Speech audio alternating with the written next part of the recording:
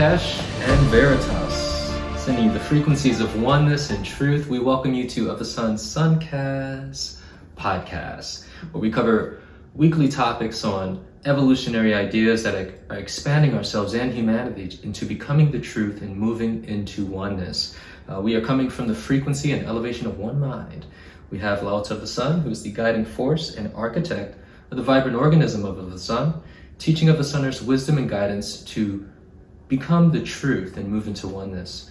I am also Tavares of the Sun, certified instructor and practitioner of the Sun modalities and creative director behind Of the Sun's artwork, programs, and sessions. So again, we greet you with Nikesh and Veritas with honor, respect, and gratitude. Nikesh, Veritas, honor, respect, and gratitude. Tavares, let us begin with calling for the truth.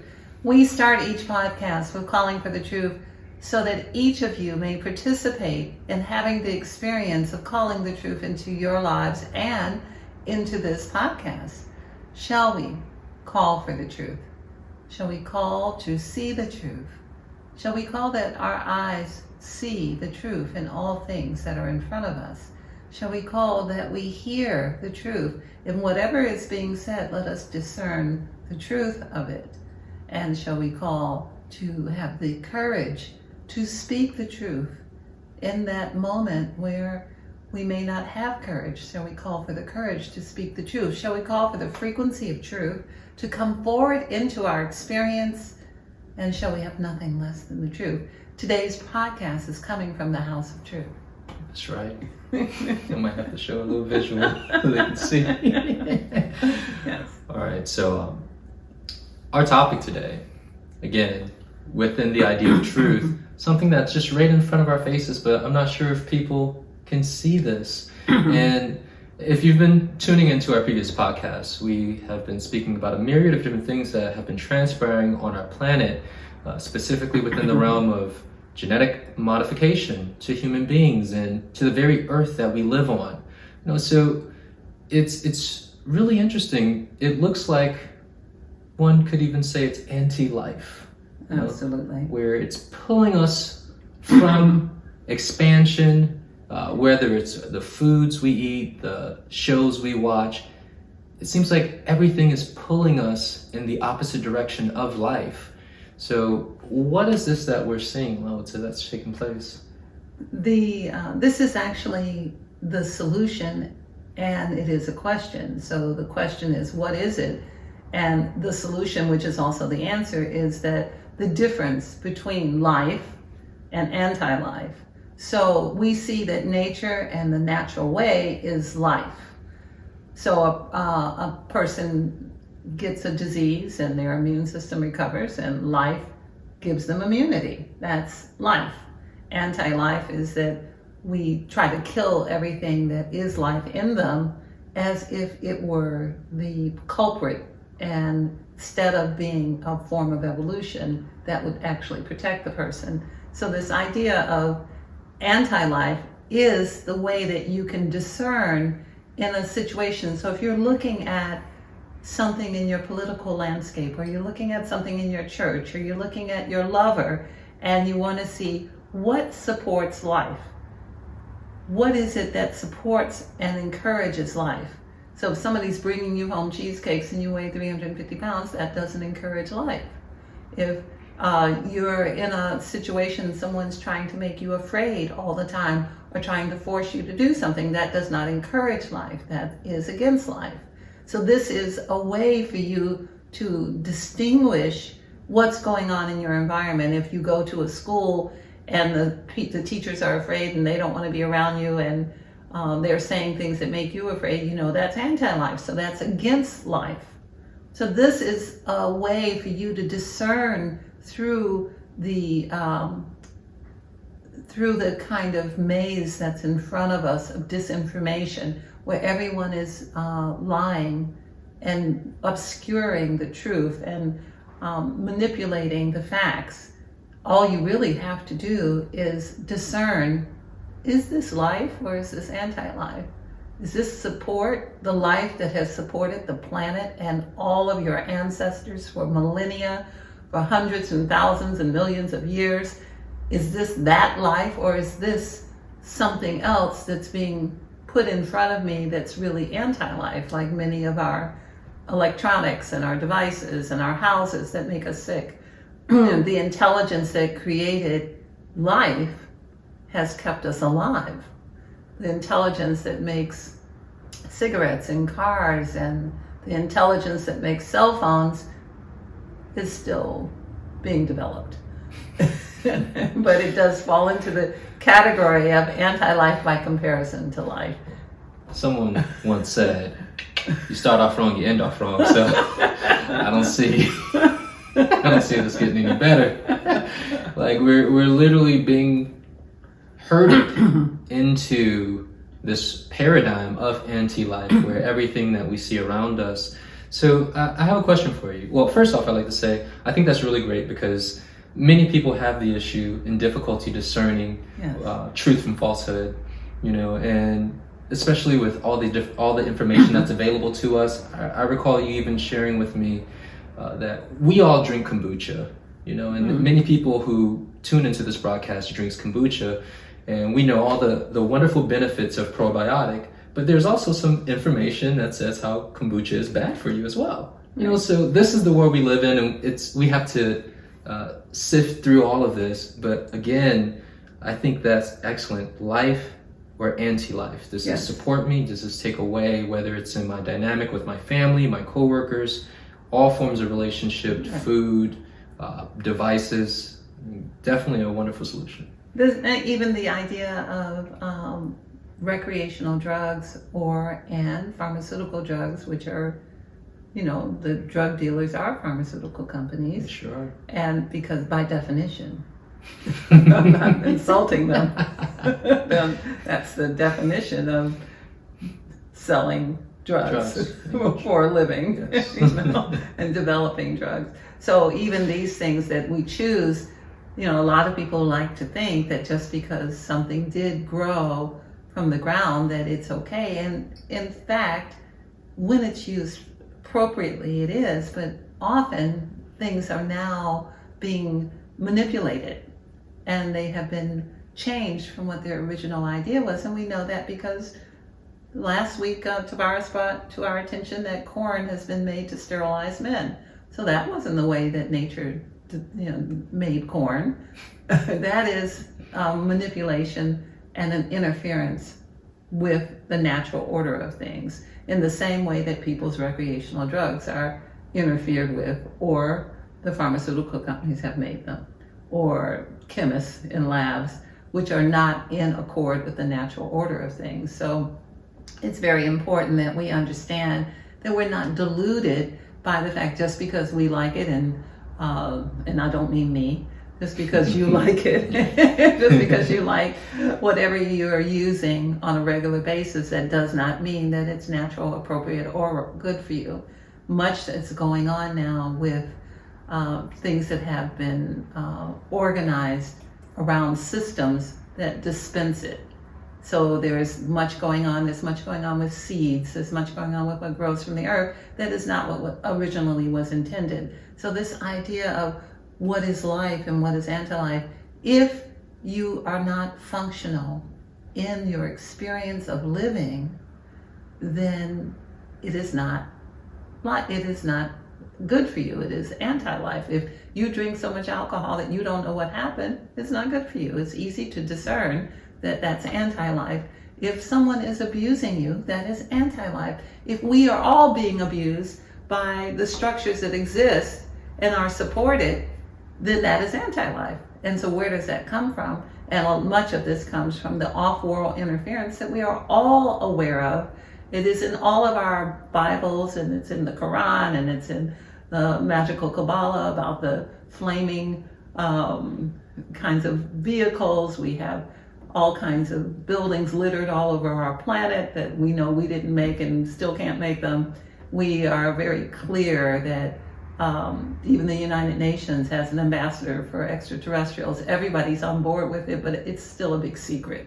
So there is off-world interference, and it is anti-life, and there is an agenda there. And we should start to look at things through that focus, because it's easy to discern if our children are being abused medically, physically, and by our world religions, we have to look, why is that happening? Is that life? Is that promoting us to live on and on into future generations, or is that against life? So all of these agendas that are coming forward that we're aware of, that the call for truth have brought to our attention, these things are important for us to know where they're coming from. We don't throw up our hands and say, well, everything's a mess. It's like, no, we have to discern that, okay, there is an agenda that is anti-life in our world, and we have, and for the most part, people have been in agreement with eating the food, with allowing the behavior, with watching the legislation, with seeing the things that are against life itself, especially our lives, our children's lives, our grandchildren's lives. Do you see that? Yes, I can see that. So it's as you speak, I see that this goes way back, because I'm pondering, at what point in time did this idea of anti-life become introduced to humanity? Because we know that the original people of the planet, they lived relatively in harmony with the planet and the animal kingdom, the plant kingdom. But now we find ourselves in this situation, and not just now, but throughout history, it seems like there has always been this push for anti-life and a slowly chipping and stripping away of this acknowledgement of the idea of supporting life, whether it be giving back to nature or supporting the mother, these type of constructs. So, how long do you think this has been going on? I think that man has always been intelligent. I am clear that man did not evolve from monkeys, and that's no disrespect to a monkey or a gorilla, but that the beings that were the divinity of the beings who were put on this planet is clear, and they were always intelligent, and that during the time when, in early times, at some point, there was a separation from the divinity, the two polarities that equal life, the masculine and the feminine, were removed from one another and separated, which weakened the whole possibility of life. And once that possibility weakened, then we became, as humanity, susceptible to off-world influences, because we didn't have our full divinity intact, the masculine and the feminine. So as long as there is human record, as long as there is memory, and even in our own Bibles, it's discussed that woman was considered less than, or a predator, or evil, or original sin. All of those things destroyed the ability to work together as one to fight off anything that came forward. Mm-hmm. So the things that came forward had their way, so to say, with us through the consumption and the obedience of authority, always thinking that someone else is greater than us. So visitors come down from Earth and they have ships that the indigenous people didn't have, and the indigenous people say, whoa, that's really cool, so you must be gods. I'm God too, but I'm God here on Earth and I don't have a ship, so I'm going to bow down to you. And they're like, oh, okay, we'll take it. And then from there it went. Mm-hmm. So to say, that's the principle is, and we still are always in this posture of wanting to think everyone else is greater than us. So we're still, clicking Facebook to be in agreement, not that we like a thing, even though the button says that, but more that we worship the thing. We think that because you have $1 million or $10 million, that you are greater than us, and we want to align ourselves with your greatness. And so the delusion is that if you click, somehow you have added to it, and in fact you have given your energy over to the other person, and so now they have it and you don't. So that's what worship is. And so we've been taught to be colonized, to be enslaved, to be worshipers of those who are outside of ourselves, instead of cultivating the divinity within us that could handle and have the authority in our own experience to stand up against darkness. So everyone is following what everyone else is doing. Everyone's wearing the same torn up clothes. Everyone is drinking the same 40 ounce. Everyone is saying the same thing, thinking that they are uniquely individual and not noticing that they're wearing the uniform of whatever the current thing is. And that is the idea of delusion. So delusion is quite a drug. Yeah, this is interesting because I'm looking at this and I'm like, wow, it looks like everything within our society today, it appears that it has been structured in such a way to serve this agenda or this idea of these all-four beings. You know, they have us within this rat race. Actually, I'd like to go back a bit. You mentioned the idea of man and woman warring against each other, so they could not fight off through their harmonization the outside threat Right. to their existence. And when you said that, I said, man, history hasn't changed much because we are in the same dynamic. We are being pitted against each other, us versus them, you know, and this has gone on for millennia. It's that same dynamic where the fighting amongst ourselves, we have not been able to actually address the real threat. Well, and the idea that so many people are in accord with bowing down to the comfortability of life for those who have power or authority or money. So this has been the trigger that even those who see the truth are willing to say, like, well, I like living in my house and I like driving my 2 cars, and so I'll just ignore the fact that you don't treat me right. If the abuse is not so great, that I'm willing to give up, you know, living in this house, or I'm not willing to give up the lifestyle or the experience I have in the job, or I'm willing to go along with it. I'm willing to see your point of view. I'm willing to ignore the rude sexual things that you do. I'm willing to be all of that, right? This sounds like straight up willful enslavement. Like I Yes. will allow myself to be enslaved to said idea. Well, the truth of the matter is that there is always a choice. In our history, we saw that the American Indians would not be made slaves. But because they understood that there was no death, it wasn't a problem for them to walk into the ocean. And so... You're like, I'll be back. You can't extinguish me. Like, you're not going to make me do nothing. You shall not take what I will not give you.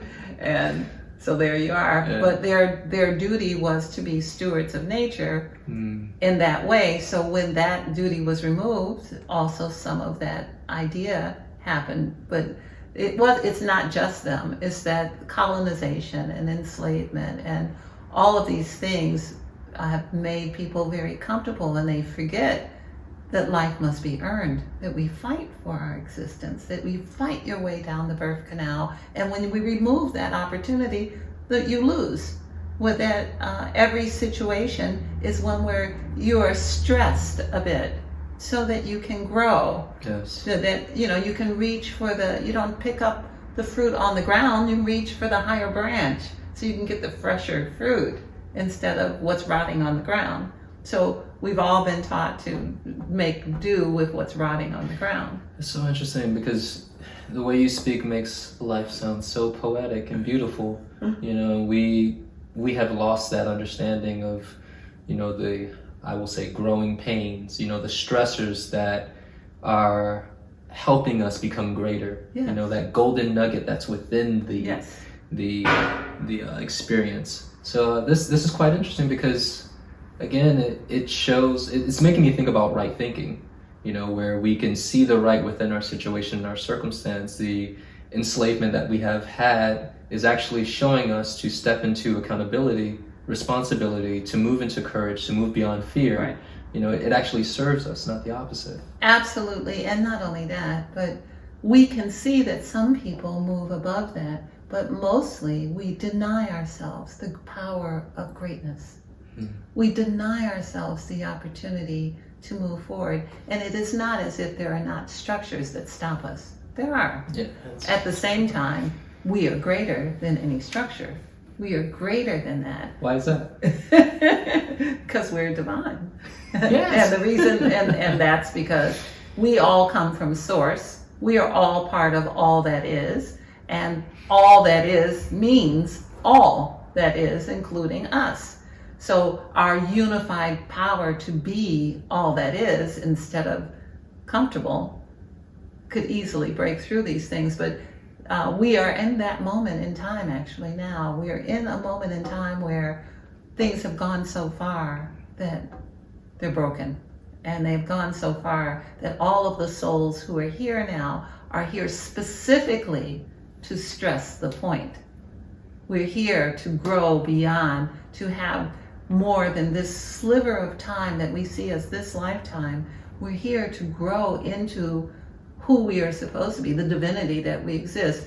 I always make the joke that if you know who you come from, if you know, you know what I'm going to say. Yeah. Please do that. If you know source, if you come from source, if source is your daddy, then what are you? You are also divinity. So not going along with whatever everybody else says or does, or whatever the comfortable way is. Like, it's just more comfortable if I don't tell anyone that I'm against something. Well, it is more comfortable, but it is not the way in which you can ascend.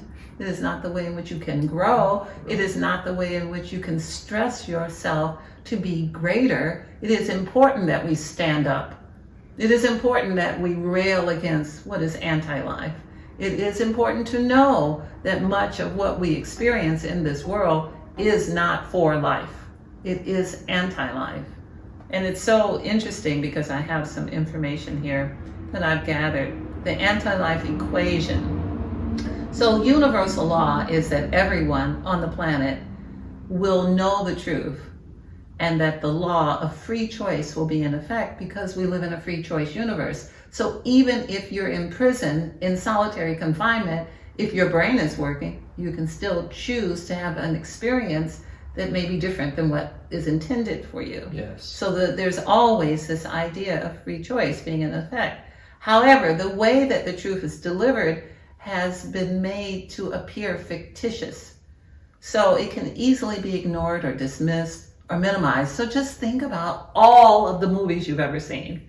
Just think about all of the connections to the truth that is filtering through the minds of those creative people who wrote the screenplays or the movies or the books, and know that the law is that everyone must know, and that the medium through which that is being done at this time is through electronics and movies. So all of the movies are telling us what the truth is, but they're doing it in such a fictitious way, and we're so excited while we're watching it, and our adrenaline is going, and we want to fight, be the superheroes, and we want to fight because they win at the end, and then we leave the theater and we think, oh, it was a movie. So it's really the way that darkness has worked is to make us, because the truth exists because of what is right and correct, but darkness makes us think it's a joke. So, yes. May I touch on that? I'd like to share with them the movie They Live. Oh, yes. Okay, because you're just hitting it right on the head. So there's a movie, I pulled up the Wikipedia, and the movie follows an unnamed drifter who discovers through special sunglasses that the ruling class are aliens concealing their appearance and manipulating people to consume, breed, and conform to the status quo via subliminal messages in mass media. That's not what you're saying. It's what we're all living. It is, yes. Obey, consume, do what we tell you to do. Don't think, don't question. Yeah, don't talk about rights, and don't explore anything. Mm-hmm. And we have propaganda to cancel out anything you think is healthy. We get rid of herbs. We'll get rid of any natural treatments. We're not going to talk about the immune system. All of this is that idea. So the anti-life equation is a transcendental mathematical formula that allows for those who know it to dominate the sentience of others. So this is a very interesting thing if we think about the things that are announced to us. Like, it's announced to us that mosquitoes are going to be armed with the vaccine. It's announced to us that people are being paid to develop salad foods that have the vaccine in them. But the machinery that gets us to that point, the mosquitoes are already genetically modified, and it has been announced many times before. The mosquitoes and the food has already been genetically modified and has been announced many times before. This is just one more layer of a quiet little story saying, oh, and by the way, we're going to make corn, make mint sterile. We're going to make food, we're going to do these different things. We're going to block out the sun.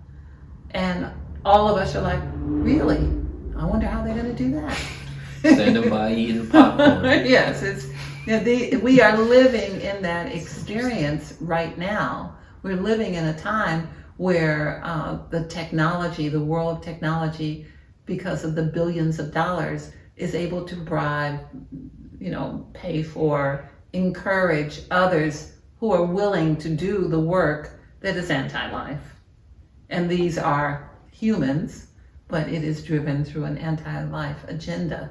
And it should be easy to see if you use the balance of these two things. Like you look at something, is this hot dog life or is this hot dog anti-life? Is this piece of fried chicken or is this something else, and is it anti-life or is it life? Am I smoking something or taking some kind of medication that diminishes my life and makes me more afraid than when I got it? Or is this something that assists and promotes life, makes me feel good, strengthens my immune system, makes me able to live longer? What's going on with that? Yeah. So that's quite an interesting thing. So there is something called an anti-life equation. And it is that if anti-life can create loneliness, alienation, fear, despair, lack of self-worth, mockery, condemnation. If these things can happen, it's actually in equation form, so it would go like this. Loneliness plus alienation plus fear plus despair plus self-worth divided by mockery, divided by condemnation, divided by misunderstanding, times guilt, times shame, times failure, times judgment, equals N equals Y, which is where your hope and your folly lies. So life and death equals the dark side. But that's the anti-life equation. The life equation is something else. The reason they call that is that it is said that anyone who possesses the anti-life equation has absolute control over you. So if you can be made to feel any of those things, but it can be countered by drawing another pattern. Like if you could draw the word freedom or veritas, if you can hold this word so that you always have it, that you remember that you are a divine being, that the whole can be broken over the people on earth through the idea of Inlakesh and Veritas. The life equation is companionship plus understanding, plus assurance plus joy, plus altruism, plus respect divided by sympathy, times innocence, times dignity and success and acceptance equals your despair will be gone, and that there'll be a death to the darkness and a rebirth to the light side. So that's the life equation.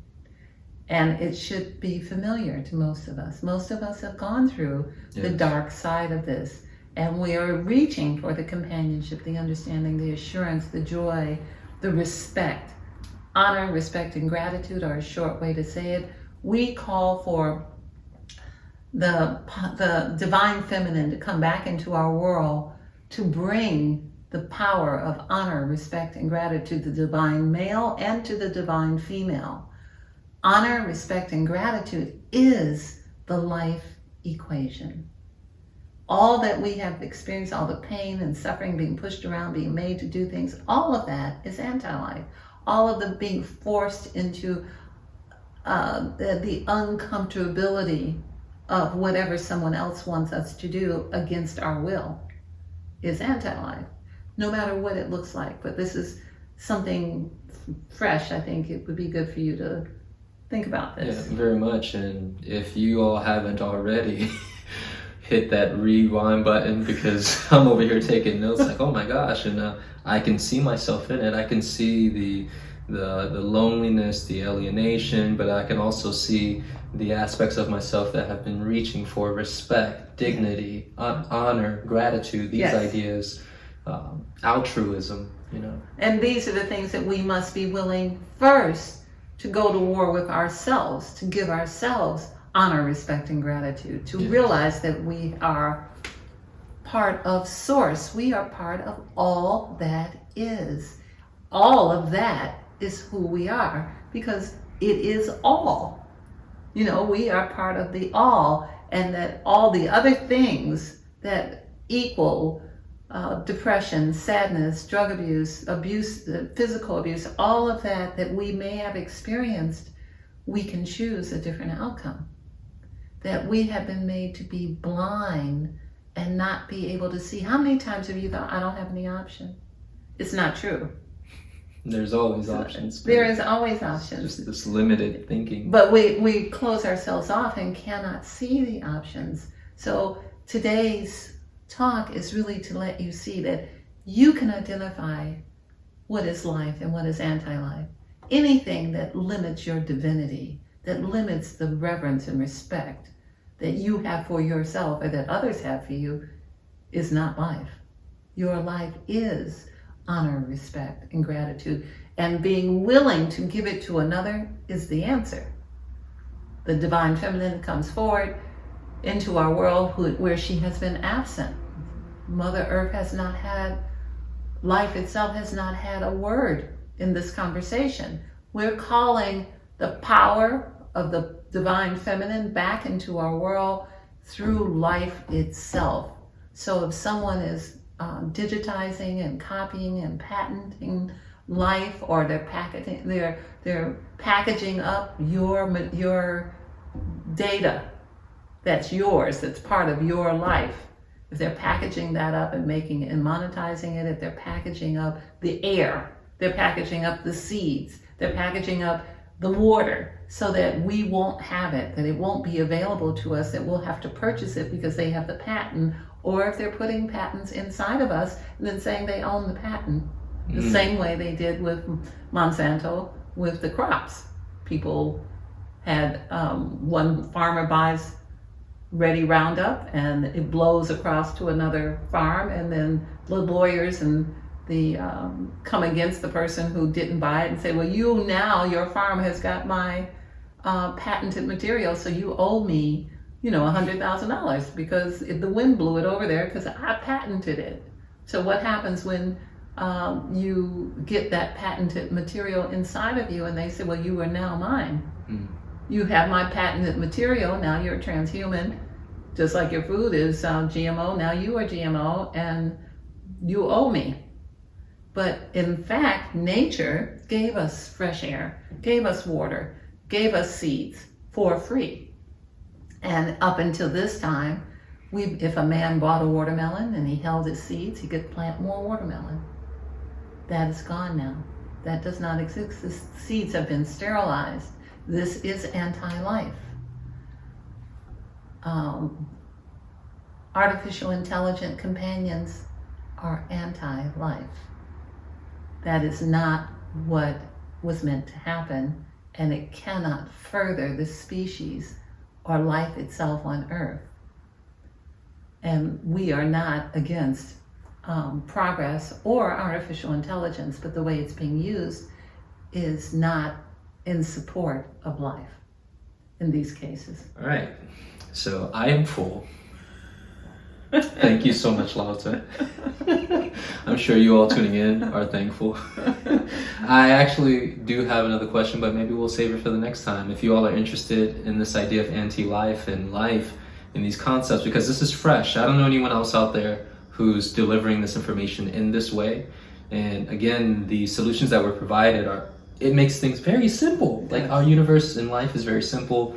Either it's yay or nay, it's life, anti-life, truth, falsehood, and using that as a barometer to gauge and detect, to make our choices so that we don't fall into these traps that are ever pervasive. So I'd say, how about we close the buffet and, and tune in next time. And also, if you have a comment, please, let's get that rolling, because again, I'm sure people have questions and we're looking to answer. Thank you. In Lakesh and Veritas, with honor, respect, and gratitude. This is the way.